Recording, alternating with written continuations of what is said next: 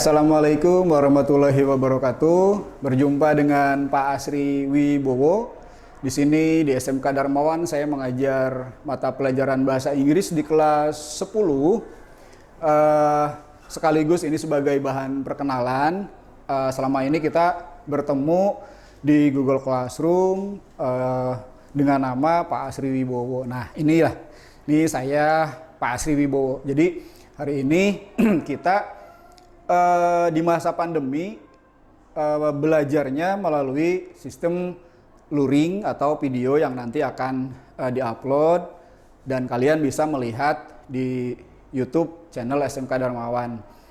Agar pelajaran yang disampaikan nanti bisa kalian ulang untuk melihat kembali, untuk mempelajari kembali biar tidak lupa. Agar tidak lupa, mari sebelum belajar kita berdoa menurut agama dan kepercayaannya masing-masing. Silahkan kalian berdoa dulu. Ya, ketika sudah berdoa, kita lanjut ke materi pelajaran yang akan kita bahas hari ini. Di masa pandemi ini, saya juga tidak lupa harus mengingatkan kalian tentang protokol kesehatan. Antara lain, gunakan masker, kemudian selalu cuci tangan dimanapun kalian berada, mau di rumah. Apalagi di rumah ya, sekarang klaster yang paling berbahaya itu adalah klaster di rumah. Artinya di rumah itu tempat kita berinteraksi dengan keluarga, sayangi keluarga dengan tetap mengikuti protokol kesehatan. Terlebih ketika kalian datang ke sini, ke SMK Darmawan. Di depan sana sudah disediakan tempat untuk mencuci tangan oleh SMK Darmawan, biar kalian selalu tertib untuk mencuci tangan selain menggunakan masker tadi. Kemudian ketika ada di interaksi teman-teman kalian yang di sini, ketika datang ke sekolahan, selalu jaga jarak. Nah, ini yang penting. Ya, ini yang penting, yang selalu harus diingat. Ini juga program pemerintah yang harus kita ikuti. Kenapa? Karena jangan hanya kita ingin pandemi ini cepat berakhir tanpa kita berusaha. Usahanya apa ya? Ini protokol kesehatan. Biar pandemi ini segera berakhir dan kita bisa ketemu di kelas. Nah, kenapa? Karena sepertinya kita lebih enak ketemu di kelas belajarnya, suasana lebih hidup. Suasana lebih enak. Kalau ada pertanyaan pun kalian bisa langsung bertanya ke saya. Seperti itu. Oke? Nah, di pertemuan kali ini kita akan membahas tentang recontact. Recontact ya. Bukunya yang mana, Pak? Kalau ada yang bertanya begitu, nah bukunya yang ini. Nah, bukunya yang ini. Buku ini bisa diperoleh di perpustakaan dengan meminjam. Tapi ingat, jangan sampai rusak, jangan dicoret-coret dulu. Ya, dipelihara dengan baik. Ya, buku ini untuk kelas 10. Ya, digunakan di sini di SMK Darmawan. Kita ada di halaman 110 ya, di halaman 110 di chapter 8 ya, di bab 8 ya, chapter 8 mempelajari tentang bacaan ya, recontact. Recontact itu penjelasannya ada di sini. Ya, recontact. What is recontact? Ya. Recontact is a text which retell the reader about one story, action, activity, event, or experiences in the past. Apa sih, Pak? Kok nggak ngerti bahasa Inggris semua? Nah, kalau bahasa Inggris semua memang saya yang mengajar bahasa Inggris di sini. Jadi biar kalian ngerti, kita artikan satu-satu. Untuk kuncinya mengartikan bahasa Inggris tidak kata per kata, tapi konteks kepada konteks. Jadi kenapa di buku ini diberikan chapter 8 tentang sebuah bacaan? Biar semuanya sama. Jadi kita membicarakan hal yang sama. Nggak kemana-mana, arahnya satu gitu. Saya coba terjemahkan untuk kalian biar kalian paham. Jadi biar semua paham. Yang sudah paham alhamdulillah, ikuti dulu sebentar ya. Yang punya buku silahkan dibuka bukunya halaman 110. Di sana ada reading tag ya. Yang tidak punya buku mangga disimak, silahkan disimak. Biar sama-sama kita menyimak pelajarannya. Recontact is a text which retell the reader. Recontact itu adalah sebuah teks ya, sebuah teks yang retell, menceritakan kembali the reader kepada pembaca about one story, tentang sebuah cerita ya. Jadi kita mengalami satu cerita kemudian dibuat dalam bentuk tulisan, diceritakan kembali untuk pembaca, oleh kita. Tentang action tadi ya, action itu gerakan kita, activity, kegiatan kita, event, acara atau pengalaman di masa yang sudah lampau, di masa yang sudah lalu kemarin. Ya, jadi recontact adalah sebuah bacaan hasil dari pengalaman pribadi kita mengalami sesuatu. Oke, itu recontact. Kemudian kita lanjut ke slide yang kedua. What is the purpose? Apa tujuan dari recontact ini? The purpose is to entertain or to informing the reader. Untuk menghibur atau memberikan informasi kepada pembaca. Ya, tujuannya itu. Jadi tujuan dibuat tulisan ini adalah untuk menghibur sebetulnya. Setelah menghibur, kemudian di sana ada informasi ya yang ditujukan kepada pembaca. Siapa tahu mungkin pembaca belum mengalami seperti yang dialami oleh penulis tadi. Jadi ini merupakan sebuah informasi yang akan sangat berguna. Kemudian kita langsung ke slide 3. Kompetensi dasar dari chapter 8 ini adalah membedakan fungsi sosial, struktur teks dan unsur kebahasaan, beberapa teks recon, lisan dan tulis dengan memberi dan meminta informasi terkait pengalaman pribadi sesuai dengan konteks penggunaannya. Nah, arti kompetensi dasar di sini adalah setelah kalian mempelajari, setelah kalian mencoba membuat teks tadi, kalian diharapkan bisa menumpahkan atau mengkreasikan sebuah tulisan yang asalnya dari pengalaman pribadi kalian dalam bentuk tulisan, sehingga si pembaca menjadi terhibur, sehingga si pembaca menjadi terberi informasi oleh penulis tadi. Seperti itu kompetensi dasarnya. Kemudian di slide ketiga, tujuan pembelajarannya apa? Setelah mempelajari bab 8 ini, kalian para siswa diharapkan dapat mengidentifikasi fungsi sosial, struktur teks dan unsur kebahasaan dari teks recon sederhana. Jadi diminta untuk membuat teks sederhana dalam bentuk tertulis tentang pengalaman pribadi. Apa saja? Nah, apa saja pengalaman pribadi seperti itu ya. Nah, contoh dari recontact yang ada di dalam buku Bahasa Inggris halaman 110 tadi ini. Ya, kita lihat. Jreng. Kalian kenal? Siapa dia? Yuk, kenal? Kalau belum kenal lagi, foto yang kedua.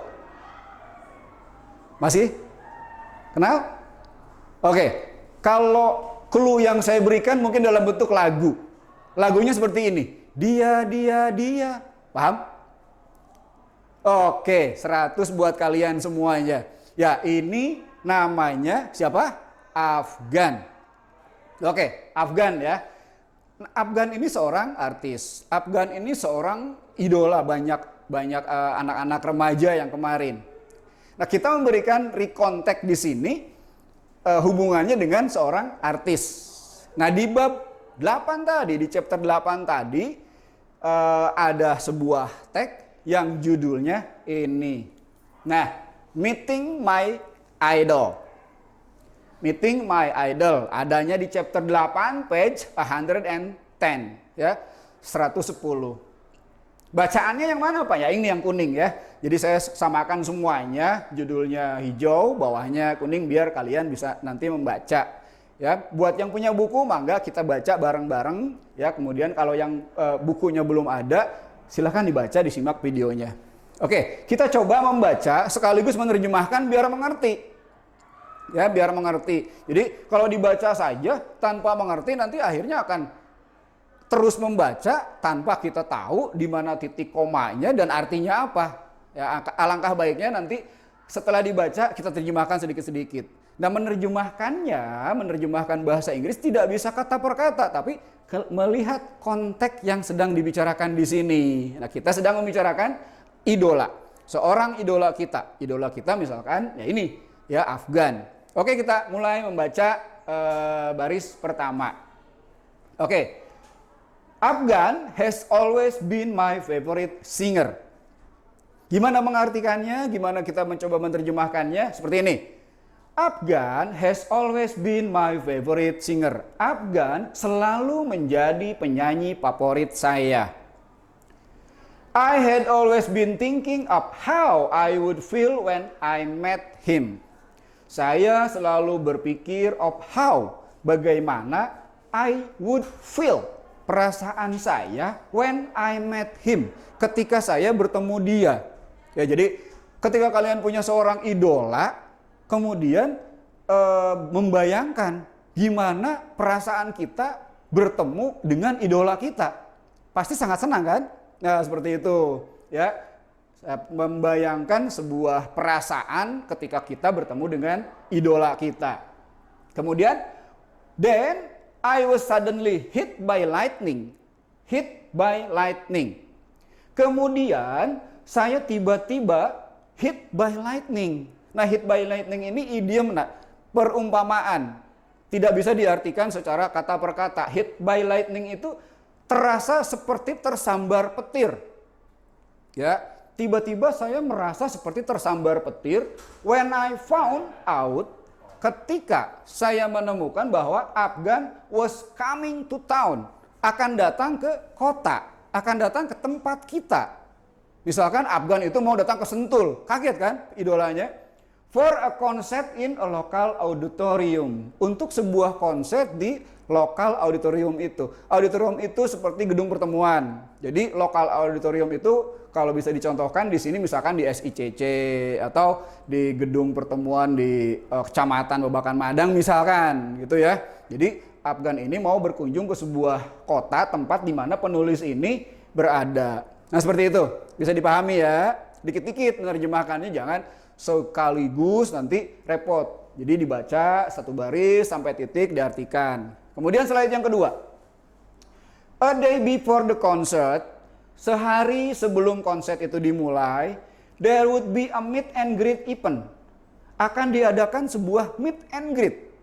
Temu sapa ya, meet and greet itu. Temu sapa at a local radio station, di stasiun radio lokal. Misalkan stasiun radio lokalnya ada di SMK Darmawan. Nah, Afgan itu diundang untuk meet and greet di stasiun radio itu. Feeling excited, merasa sangat tertarik, I packed all my Afgan CDs. Saya membenahi seluruh CD-CD Afgan, compact disc ya, yang bulat itu, yang buat disetel video-video Afgan, video singernya, video bernyanyinya, to get his signature at the event, untuk mendapatkan tanda tangan di acara tersebut. Jadi semuanya dibenahi, CD-CD berupa CD lagu atau yang berhubungan dengan Afgan itu dibenahi, akan dibawa karena pada acara itu ada penandatanganan barang-barang milik fans oleh si artis tersebut. Seperti itu. Kemudian kita masuk ke slide ketiga. On that bright and sunny Saturday morning, pada hari Sabtu pagi yang cerah, the radio station was full of Afghanism. Stasiun radio itu penuh oleh Afghanism. Afghanism itu apa sih? Afghanism itu nih, ini dalam kurung ya, ada di dalam kurung. That's how Afghan fans are called. Afghanism itu adalah sebutan bagi fan Afgan. Ya, kemudian they sat on the chair, prepare inside the radio station lobby. Mereka duduk di kursi yang disiapkan di dalam lobi stasiun radio. Some stood in row in the front yard of the radio station. Beberapa berdiri dalam barisan di halaman depan stasiun radio tersebut.